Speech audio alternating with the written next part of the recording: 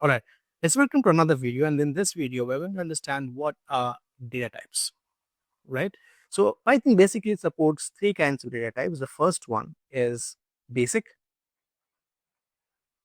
It's called basic data type. I'll also explain what includes in basic.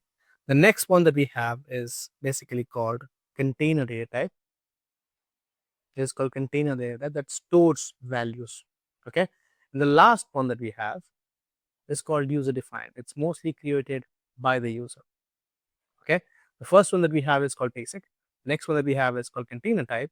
The last one that is called user defined. Okay, now in basic data type we have different types. For example, the first one in basic data type that we have is called int.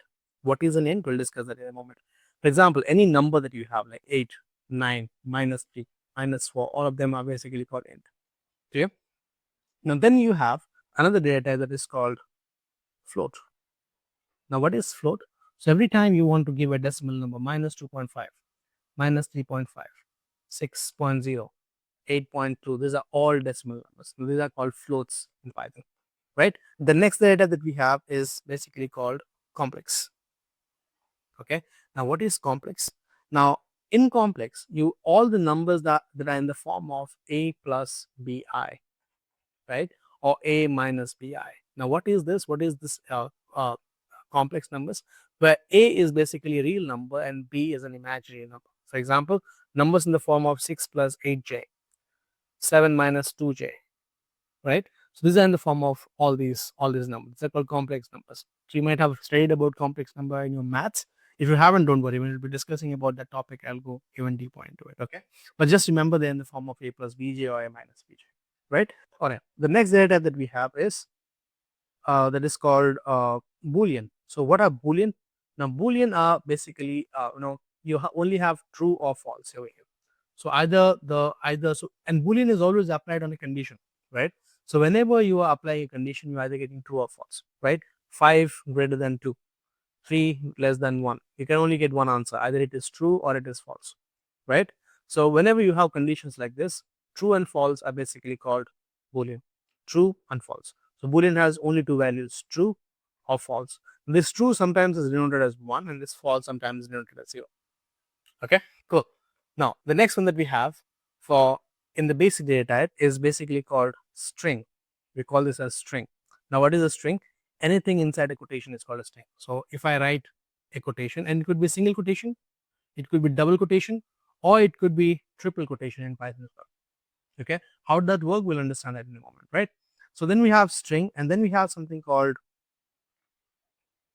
which we'll understand, byte. Okay, so all the zeros, ones that you have, any number that you say, let's say I'm taking a number called 0. So 0 is defined as 0, 0, 0 in byte form, right? So all the numbers you have, they have a byte form of it. So all the bytes are also in the basic data type. Clear? I hope you understand. If you have any question, let me know in the comment section. I'll try to answer that, right? Okay, so now let's come to the next data type, that is container type. Now what are container types? So basic understanding of container type data type are, these are data type that stores value. Okay, that stores what? That stores value. Now what I mean by that? So container type are list. We'll discuss all of this in detail, okay, in a moment. I'll give you a brief about all these data type in this particular class, but we're going to have one whole class explaining all of this. Okay, then you have something called tuple.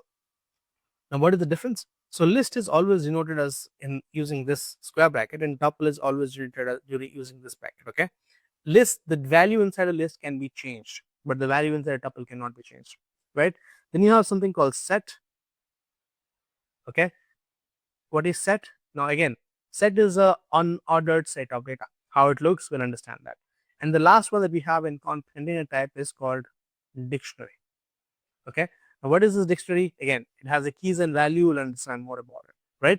And in user defined, we have only one that user creates, right? That is called class. We'll have a one whole class. I'll not be discussing about this class in this particular session, but we'll have a one whole class understanding how class works. Okay, so again, data type has three types. One is basic, container types, and then the last one is user defined, right? Cool. Now let's come here and okay, we have a keyword, okay, that using which we can basically know what data type it is. That is called type. For example, if I go here and if I say let's say name, and inside this name I'm storing a name, let's say Sankalp, right? And now this is a string data type. How do I know? I'll just go print, and I want to know what kind of data type I have stored here. I'll say name, and if I run this, you'll see type is string, right? Now if I know, if I'll give one more code here, I'll say, let's say number, and inside a number, I'll say I'll save a number, and I want to know what kind of number is this. I'll say print, I'll say type, and I want to know type of number, right? I'll say 07, for example. I'll just make it a 07. Right now, if I want to know what kind of what kind of type it is, leading into, okay, in decimal you cannot have zeros. So if I just say 7, it'll basically give int, right? Now if I go here and I want to just say number, and this time I'll say 7.0, same number. And if I go here and if I want to print the type of number, it is going to be a float this time. See, it's float. By the way, if I go here and I say num, and inside this I'm storing a number inside a quotation. So I'll go here and I'll say print, and I want to know type of num. So what this num is going to be, this is going to be a string. So even if when a number is inside a quotation, that is still be treated as a string. Just letting you know, right?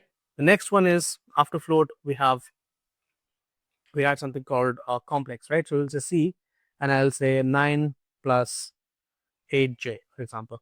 And now I'll say print, and I want to know type of C, and this will basically give me a complex, right? Now if I go here and let's say I want to know what is true, what is the data type of true. I told you Boolean has only two things, either true or false. I'll just go print, and I'll say type of B. It'll basically give me a Boolean value, right? The next one is, so we have a list, right?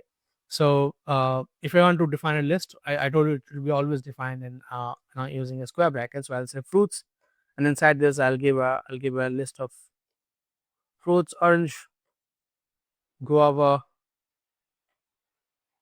apple.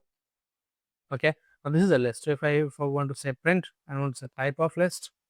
We'll understand in when I'll be discussing about the chapter called list. We'll also understand what are heterogeneous list, what are homogeneous list, and all that, right?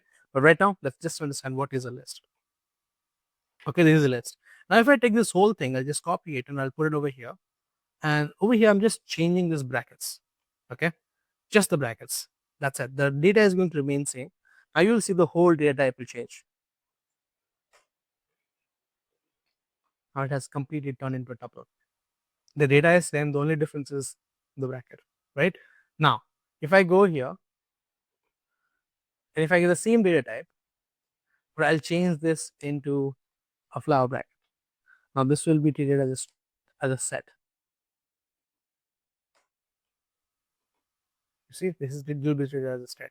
Now I'll take the last one. Okay, so over here I'll take, let's say I'll say my underscore dictionary. Okay, and inside this I'm taking this flower bracket, and I'll say, yeah, I just give name Sankalp, ages 20, and I'll just print what is the type of dictionary. This is called it. Now in dictionary you always have a key and you have a value. You always have a key and a value, right? And they're separated by this commas. Clear? And dictionary is also represented by this flower brackets. Okay. Now all these list, tuples, and dictionary, they're called container type because they hold values. And there is one more called class, and I'll discuss that class data type in a completely different chapter altogether. All right. I hope you have enjoyed this session. That's it for now. I'll see you in the next one. Thank you so much for watching.